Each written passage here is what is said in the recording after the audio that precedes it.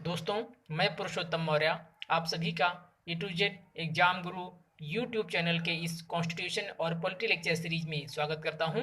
ये लेक्चर आपको different recruitment और एंट्रेंस एग्जाम्स जैसे IAS, state PCSJ, APO, higher judiciary service, LLM और LLB entrance, CLAT, SSC, railway, NDA, CDS और वे सभी एग्जाम्स जिसमें कॉन्स्टिट्यूशन व पॉलिटी सेक्शन से क्वेश्चन पूछे जाते हैं के लिए काफ़ी हेल्पफुल होगा। तो आइए आज के लेक्चर की शुरुआत करते हैं। आज हम लोग आर्टिकल 13 के बारे में पढ़ेंगे। जैसा कि हम जानते हैं कि हमारे कॉन्स्टिट्यूशन के पार्ट 3 में आर्टिकल 12 से लेकर 35 तक फंडामेंटल राइट्स के बारे में डिटेल से बताया गया है। अब इसमें जो आर्टिकल 13 है वो इस बात से रिलेटेड है कि जो हमारे फंडामेंटल राइट्स हैं, अगर कोई ऐसा लॉ है या ऐसा कोई ऑर्डर है जो कि हमारे फंडामेंटल राइट्स को रिड्यूस करने की कोशिश करता है या उससे इनकंसिस्टेंट है या उसको कटेल करने की कोशिश करता है, तो वो सारे जो लॉज हैं उसके बारे में डिटेल से बताया गया है। आर्टिकल 13 में टोटल 4 क्लॉज हैं, तो उसको हम क्लॉज वाइज देख लेते हैं कि किस क्लॉज में क्या है। तो आर्टिकल 13 का जो पहला क्लॉज है वो ये कहता है कि इस संविधान के प्रारंभ के ठीक पहले भारत के राज्य क्षेत्र अर्थात in the territory of India जितने भी लॉज इनफोर्स थे, मतलब जो भी विधियां थी, जो भी लॉज थे इनफोर्स थे, उस मात्रा तक शून्य होंगी जहां तक वे इसके उपबंधों से असंगत हैं। अर्थात अगर कोई लॉ है उसमें 4 सेक्शन है और जो पहला सेक्शन है वो फंडामेंटल राइट्स को वायलेट करता है, तो पहला सेक्शन शून्य घोषित हो जाएगा। अगर पूरा लॉ ही उसको वायलेट करता है तो पूरा लॉ ही शून्य घोषित हो जाएगा।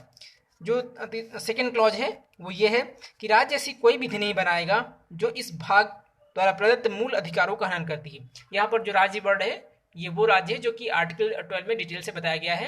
इसका ये मतलब नहीं कि आप किसी भी एक स्टेट के निवासी होंगे, जैसे कि उत्तर प्रदेश, मध्य प्रदेश, तो उस राज्य का मतलब नहीं है। ये वो राज्य है जो कि आर्टिकल 12 में बताया गया है। ये निवास के आधार पे नहीं बल्कि लॉ मेकिंग एबिलिटी के आधार पे बताया गया है। तो उसको आप पहले, इससे पहले वाला जो लेक्चर है उसके बारे में पढ़ लें।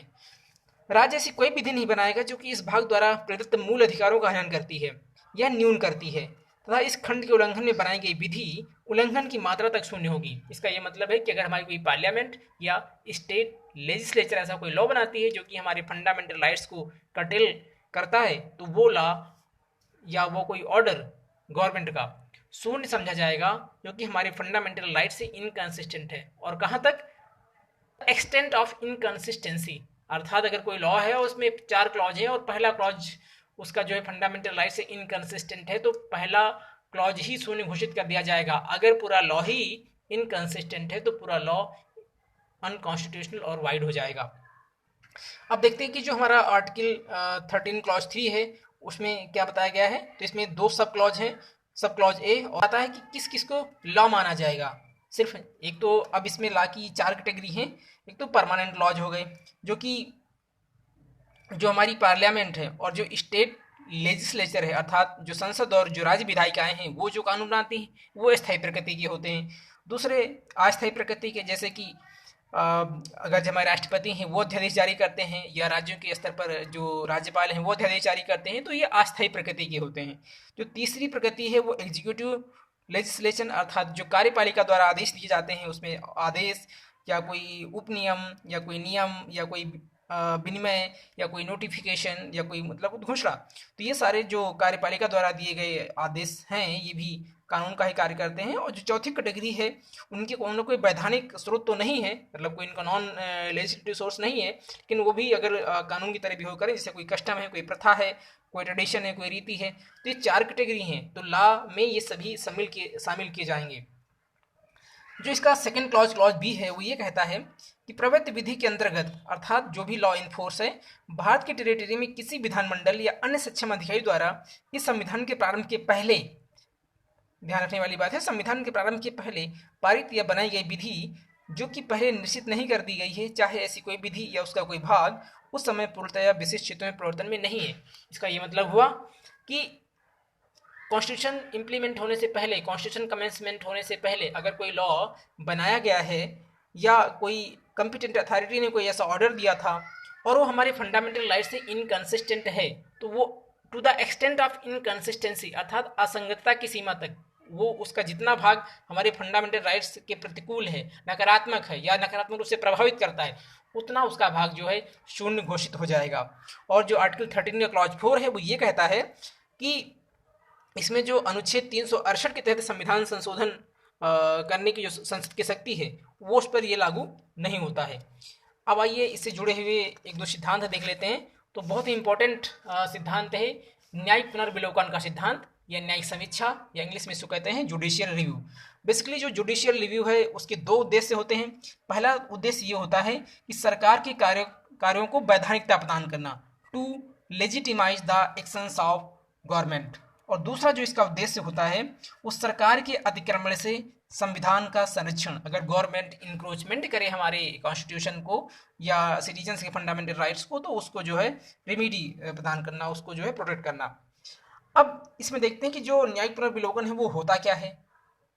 अब ये बेसिकली ये होता है कि विधायिका द्वारा बनाए गए कानून, विधायिका में पार्लियामेंट और स्टेट लेजिस्लेचर, राज्य विधायिकाएं आएंगी, या फिर कार्यपालिका द्वारा जारी किए गए आदेश या पूर्व में सुनाए गए अपने निर्णय। तो इसमें तीन चीजें हो गई, संसद, राज्य विधायिकाएं और अपने स्वयं के द्वारा दिए गए आदेशों की जो समीक्षा करने का उसका अधिकार है, रिव्यू करने की जो राइट है, इसी को न्यायिक पुनर्विलोकन कहते हैं। कि अगर उसने पहले ऐसा अपना ही कोई डिसीजन दिया है जो कि उसे गलत लगता है न्यायपालिका को, तो उसको निरस्त कर सकती है। या विधायिका ने ऐसा कोई कानून बनाया है जो कि फंडामेंटल राइट से इनकंसिस्टेंट है या असंवैधानिक है, तो उसको शून्य घोषित कर सकती है। या कार्यपालिका ने ऐसा कोई आदेश दिया है जो कि असंवैधानिक है, तो उसको न्यायपालिका उसका रिव्यू करेगी और उसको शून्य घोषित कर देगी।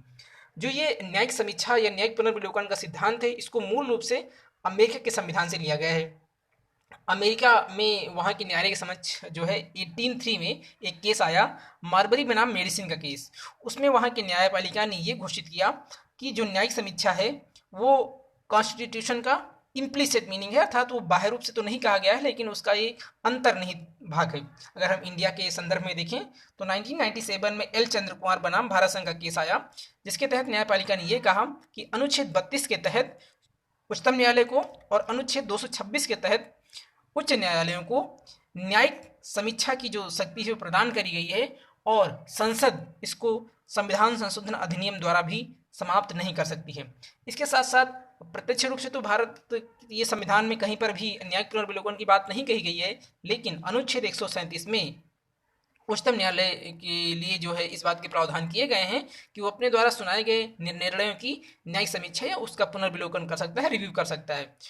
और एक दूसरी जो इम्पोर्टेंट बात है उसमें ये आर्टिकल 13, 32, 131, 136, 143, 226, 245, 246, 251, 254 और 372 के अंतर्गत न्यायपालिका को कुछ ऐसी शक्तियां और उत्तरदायित्व दिए गए हैं जिससे न्यायपालिका को पुनर्विलोकन की शक्ति प्राप्त होती है। अर्थात वो अपने पहले सुनाए गए जजमेंट और डिसीजंस का रिव्यू कर सकता है और उसको इनकंसिस्टेंट पाता है अगर फंडामेंटल राइट से, या फिर वो अनकॉन्स्टिट्यूशन पाता है किसी भी ग्राउंड पे, तो उसको निरस्त करके एक नया डिसीजन दे सकता है। अपने प्रीवियस डिसीजन को फॉलो करने के लिए न्यायपालिका बाध्य नहीं है। आइए एक हम अगले सिद्धांत को देखते हैं। इस सिद्धांत है पृथक्करण का सिद्धांत। इसको इंग्लिश में डॉक्ट्राइन ऑफ सेपरेबिलिटी या फिर डॉक्ट्राइन ऑफ सेवरेबिलिटी भी कहते हैं। जो 13 क्लॉज 2 है वो ये कहता है कि यदि विधायिका द्वारा ऐसी कोई विधि पारित की जाती है, ऐसा कोई लॉ बनाया जाता है जो कि हमारे मूल अधिकारों के किसी प्रावधानों का उल्लंघन करती है, जो कि हमारे जो फंडामेंटल राइट्स है अगर उसकी जो प्रोविजंस है उससे कोई वायलेट करती है, तो वो विधि, वो लॉ जो है न्यायालय द्वारा असंगतता की सीमा तक शून्य घोषित कर दी जाती है। क्योंकि जो हमारा न्यायालय है वो उसका जुडिशियल रिव्यू करेगा और अगर ऐसा पाता है तो उसको वो शून्य घोषित कर देगा। और कहाँ तक? असंगतता की सीमा तक, अर्थात to the extent of inconsistency to be wide. अब इसको देख लेते हैं कि इसके जो लीडिंग केसेस हैं क्या क्या है। तो इसमें सबसे पहला लीडिंग केस है 1950 में एक केस आया A.K. गोपालन वर्सेस स्टेट ऑफ मद्रास का केस। सेकंड लीडिंग केस है 1951 का state of Bombay versus F.N. Balsara का केस। तीसरा केस है 1950 में Ramesh Thapar versus state of Madras का केस। और चौथा केस है 1957 का RMDC versus union of India का केस। तो इन चारों केसेस में जो जुडिशरी है उसने ये डिसाइड किया कि ये जो चारों केस हैं इसमें कहीं ना कहीं जो ये पृथक्करण का सिद्धांत है इसका वायोलेशन हो रहा था, और इसके आधार पर उन कानूनों के उस भाग को शून्य घोषित कर दिया जो कि फंडामेंटल राइट से इनकंसिस्टेंट थे। अब दूसरा एक हम महत्वपूर्ण सिद्धांत देख लेते हैं, आच्छादन का सिद्धांत। इसको कहते हैं डॉक्ट्राइन ऑफ इक्लिप्स।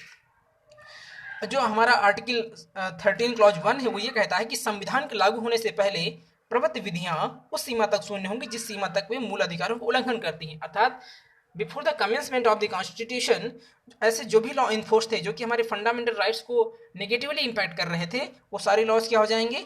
उस सीमा तक अगर कोई लॉ है उस वो पूरा लॉ ही इनकंसिस्टेंट है तो पूरा लॉ जीरो हो जाएगा, वाइड हो जाएगा। अगर उसका कोई प्रोविजन इनकंसिस्टेंट है तो पार्टिकुलर प्रोविजन जो है ये वाइड हो जाएगा। अब इसे कुछ जो लीडिंग केस है इससे रिलेटेड इस प्रिंसिपल से उसको देख लेते हैं। पहला केस है Bhikaji versus state of MP का केस 1955 में, Deepchand versus state of UP 1959 का case, state of Gujarat versus Ambika mill 1974 का केस, और दुलारे लोध वर्सेस एडिशनल डिस्ट्रिक्ट जज कानपुर 1984 का केस। तो इन चारों केसेस में जुडिशरी ने ये डिसाइड किया कि ये डॉक्ट्राइन ऑफ इक्लिप्स के तहत जो है इसको डिसाइड करा जुडिशरी ने, और इनकी जो प्रोविजंस फंडामेंटल राइट्स को वायलेट करते थे या उससे इनकंसिस्टेंट थे उसको सुनिश्चित कर दिया। तो दोस्तों आज के लेक्चर में इतना ही, बाकी हम अगले लेक्चर में देखेंगे। और इसके साथ हम आपसे ये कहना चाहेंगे कि अगर आपको ये वीडियो लेक्चर अच्छा लगा हो तो वीडियो को लाइक करें, शेयर करें और अपने सुझाव हमें कमेंट्स करके व ईमेल लेकर के बताएं। साथ ही अपने चैनल को सब्सक्राइब कर लें, बेल आइकन को प्रेस कर लें जिससे कि लेक्चर्स की नोटिफिकेशन आपको मिल सके। और स्टडी मटेरियल और अधिक जानकारी के लिए हमारे व्हाट्सएप नंबर 7755076550 से जुड़ें व डिफरेंट सोशल मीडिया प्लेटफॉर्म जैसे इंस्टाग्राम, टेलीग्राम, फेसबुक व ट्विटर पर हमें फॉलो करें। दोस्तों ये वीडियो देखने के लिए आपका बहुत बहुत धन्यवाद।